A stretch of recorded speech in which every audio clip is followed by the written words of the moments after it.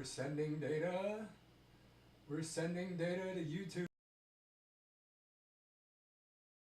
for adulting in the 21st century. We are now streaming live on Facebook and YouTube. Catch up with us here. Hello, Facebook. Just post Packer game. You're probably still feeling the high from that. I am too. Welcome, YouTube. Welcome to 21st Century Adulting Office Hours. It is Sunday, October 12th. We are full into fall. We had cool weather this weekend in Wisconsin, which has been great. Also had some great sports this weekend. The Brewers beat the Cubs in their series, and they're going on to face the Dodgers, which is awesome. Really pulling for the Brewers. Want to see them win the World Series this year. They got great pitching. I don't watch them a lot, but I know they got great pitching. I watched a little bit last night, and the reliever that was on was throwing like 100, 101 miles per hour, and that's big time heat. You don't see that every day. So when I was a kid, I was like 7 years old, was the last time the Brewers were in the World Series against the St. Louis Cardinals. And I remember a lot of that squad, some really solid players like Robin Yount and Paul Monitor, Ben Ogilvy. Cecil Cooper was probably my favorite. He had this kind of like lazy way of getting up to the plate and getting his bat around before he'd be up to bat. And Raleigh Fingers, of course, who could forget the mustache. So kudos to the Brewers. Looking forward to seeing you whip the Dodgers and make it to the World Series. And the Packers pulled one out today. So overall, it's a really good day for Wisconsin sports. I hope it's a good day for your team sports as well. Halloween is coming. Urging you to make plans for your candy. This goes both ways, right? If you've got kids and they are going to go out trick-or-treating, or if you are hosting trick-or-treating and giving candy out, it used to be you wanted to know which neighborhoods gave out the big candy bars versus just the little tiny ones, the little fun size. I don't know why they call them fun size. I think they're more fun when they're big, but anyway, I don't know that anybody really does the big size candy bars anymore. I went to the gas station the other day and a candy bar, like, you can't find anything other than king sized. Everything is king sized in the gas station, and the king sized candy bars are like $4. $4. So when I was young, I recall candy bars being like 50 cents. When I was buying them, you could get a candy bar for 50 cents. Now it's $4. Now, granted, now they are king size and they're bigger and they're cooler in a lot of ways. Instead of just a plain chocolate bar, it's chocolate and peanut butter and something crunchy, and it's oh so good. But it's just a little bit crazy. And I actually talked to the gentleman that owns the gas station right in my neighborhood. I'm like, why is it all just king-size candy bars here? Can't you get regular ones? And if I recall correctly, it was something to the effect that either the distributors or the manufacturers have this deal where if you get the king-size bars, you're not going to be on the hook if they like get stale, right? If they go past their sell-by date, nobody buys them. You don't have to pay for them. But if you buy the regular bars, all bets are off. If they go stale, like it's your loss. So it's not that they don't make the regular ones. It's just that they pressure the gas stations and stuff like that to sell nothing but king size. So that's why king size bars everywhere. Perfect for sharing is what I would say. Perfect for sharing. Not really perfect for giving out to trick-or-treaters. Unless you live in the country. Nobody shows up at your house. So Halloween is coming. Be prepared. We'll jump straight into question from chat today. This one's pretty simple. Are we on the brink of economic collapse in America? Just curious. And then there's some laughter beyond that in this quote. Of course we are. And I think it seems like we're frequently on the edge of economic collapse. And if we're not, like we are and we just don't know it yet. The latest thing that everyone's talking about is the AI bubble. Like, so much of the economic activity in America right now is being poured into AI, and people believe these companies are not going to be able to make money with all these investments. It's a hard road to make the money. They're telling everybody, hey, we can do all this work for you, but it's not really panning out yet. So I think that's the big risk in America, but that could be the bubble. We had bubbles before. Economic collapse? No, I don't think we're on the risk of economic collapse. Maybe another recession or some other hard times like that. Maybe, probably, it doesn't look good. Personal finances are stretched pretty tight, but I wouldn't be too doom and gloom from an adulting perspective. Be prepared. Act as if there is going to be some hardship. Save some extra money. Figure out ways to try and make extra money. Save that dollar. Do what you got to do to be prepared. But don't freak out until you have to freak out. You spend your time freaking out now, you're not going to be doing the things you need to do to deal with reality if that happens. I know I think the 2008, 2007, 2008, that was a big one. That was huge for a lot of people in a lot of ways, and that was a bubble based on real estate. COVID could have been much worse. It was bad in some ways. We avoided a Great Depression because we printed money for COVID and gave it out to people, and it was really sloppy, and the money went to places it really shouldn't. But in the end, as much as it caused inflation, we also avoided a huge collapse during COVID. So are we going to face another economic collapse? I don't believe so. I believe there's still, people need things, people have money, we'll get by, but things might be hard. Hang tough, adults out there. We got this. A generation almost 100 years ago went through a depression, a plague, and multiple world wars, and still birthed and brought forth the greatest generation up until that point. We won't say ever, because I don't know history that well, but people go through stuff and they survive. So that is my answer to, are we on the brink of economic collapse in America? Any questions? Any questions from chat? Let's check. I'm not on Twitch tonight. That's where I've gotten most of my questions. Maybe I'll have to get back on there, although I think most of those were bots. Plenty of those out on Twitch. So what do we have next, America and beyond? Who knows where you're from? Next, we have Lost for Words.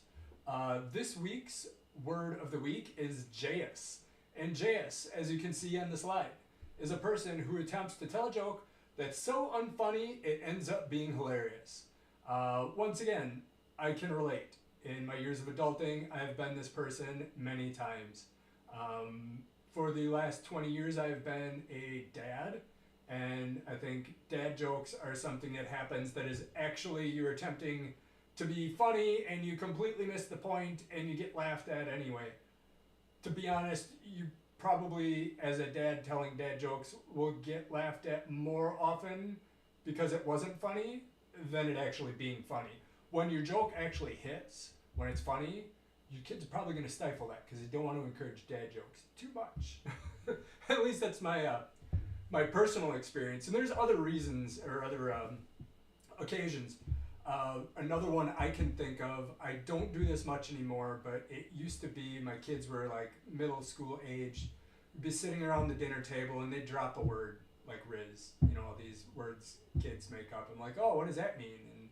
And they'd tell me, and I try to use it. I wasn't even trying to be funny. I just tried to use it in a sentence. Sometimes I try to be funny, but it's just horrible. And like at first they thought, oh man, this is hilarious. This is hilarious. And then they get a little sick of it and like, okay, that's enough, Dad. And it goes from hilarious to a little bit annoying. And then when I'm around them and their friends, I try to use it in a funny way. And then it's really not funny. This has gone from comedy to tragedy. And it only took them about a year to realize when Dad asks what that word means, you don't tell him. You don't even say that word around him because now he's going to go and look it up on Urban Dictionary. And he's going to figure out what that word means. And your friends, they laughed. They laughed. And maybe I was funny. Maybe I was hitting it. Maybe it was Jayus. I was trying to be funny, but I was just so off that it was hilarious. And they laughed.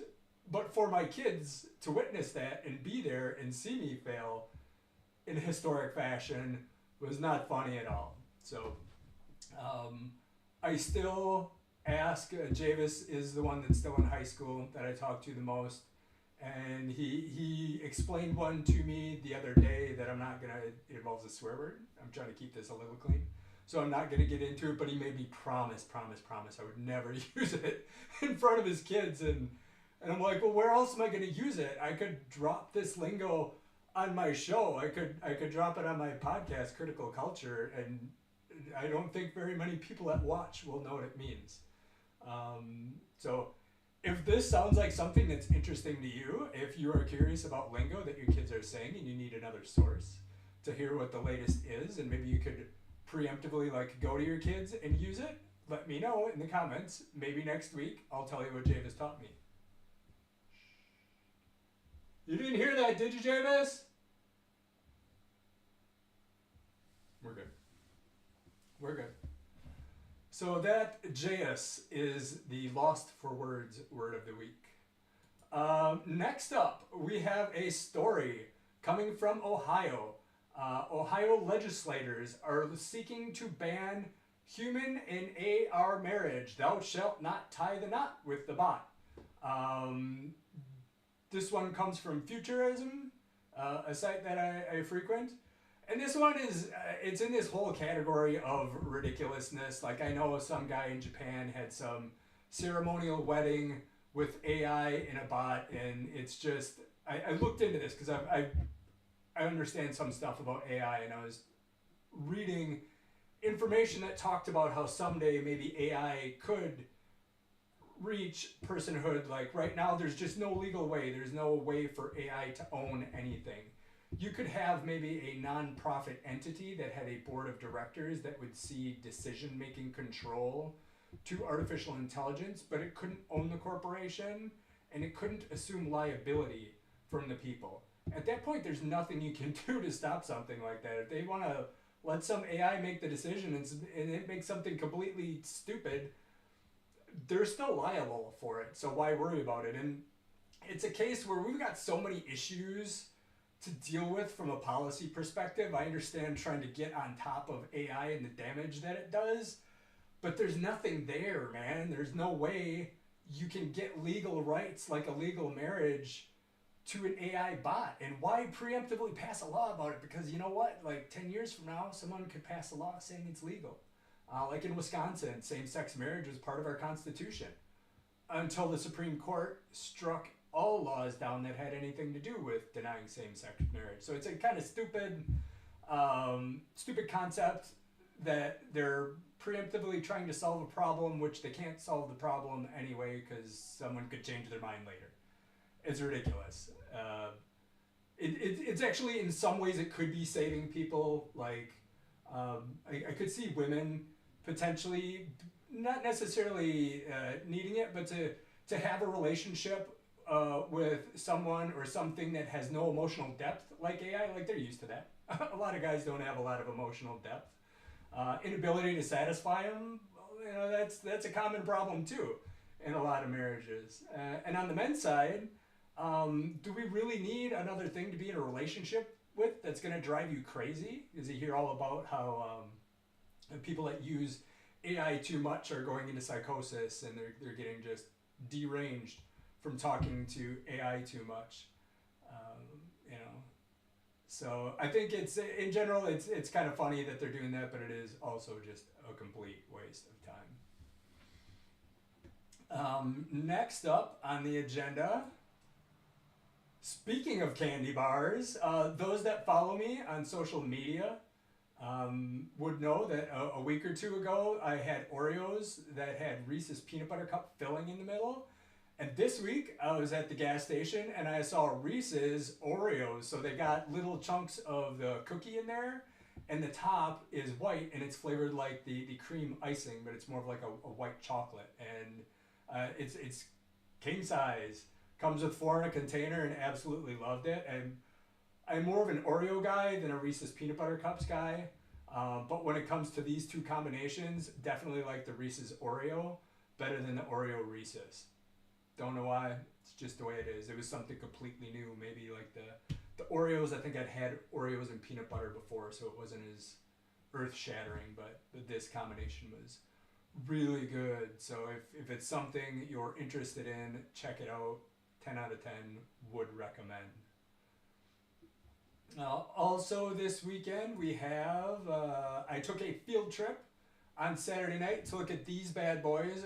What this is here is a picture of the Ray-Ban Meta displays. So like I've got these Ray-Ban Metas here. They got like the speakers and the mic and the camera. Really cool. I've had them for years. I like them. They got these new ones coming out. You can see on the, there I'm pointing at it right now. I wish my hand could be in front of that. On the right lens, there's a little display. You can actually see things. You can do like maps. You can do like if somebody sends you something on Instagram, you can see messages that are sent to you. And the display like is really crisp. I was surprised. I had questions like these aren't just glasses for smart glasses. Like I need glasses now. I never did until I was in my 40s, and then my vision started slipping a little bit. Now I need glasses, and I wondered about these. Like how is that going to work with my vision?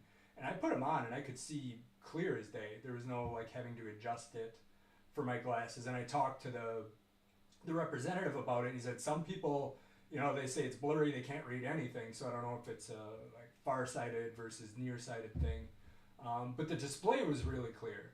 I like that. The camera is a lot better. I guess it's like 3K resolution and a wide camera, so you can get much more usable shots. Like these can do pictures and video, but the resolution isn't great. I'm used to like my regular camera, and I get phones that have really good cameras, so the resolution from these it's good. It can like remind you what happened, but it's not something I necessarily want to share on social media or something like that. I'm gonna blow up and put on the wall. So it's nice that they've got better cameras. The frames themselves weren't heavier or anything. They seemed a little better. They looked a little higher quality. These are more of a matte black, and this was kind of a gloss black, so that was really cool. And you see it has this band here too. How do I get there? This band right there, right there.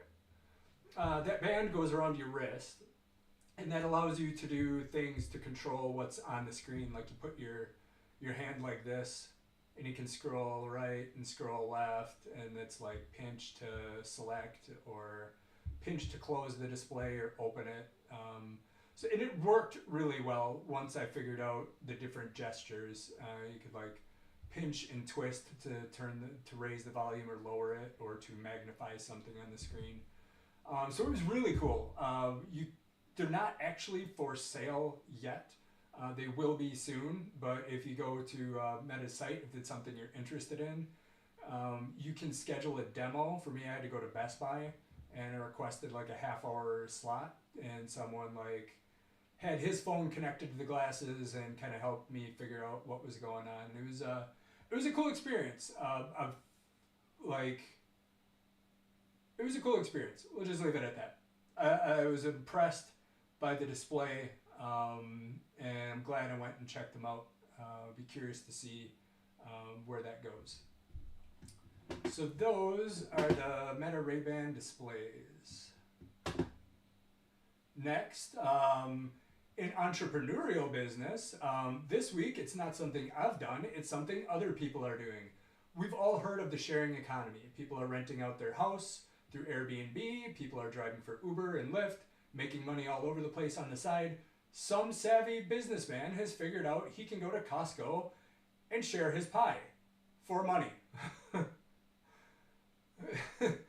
and I thought, this is something I can do.